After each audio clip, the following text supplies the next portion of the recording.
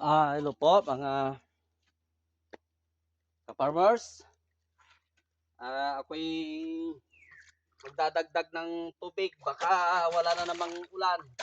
At nararamdaman ko po na sakalang ulan pag may bagyong darating.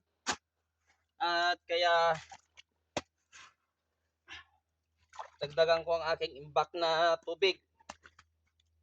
Ito po mga ka-farmers, ang aking madalas na ginagawa pagkatapos naming magtanim ng palay. Ito po, pasya-pasyal na lang.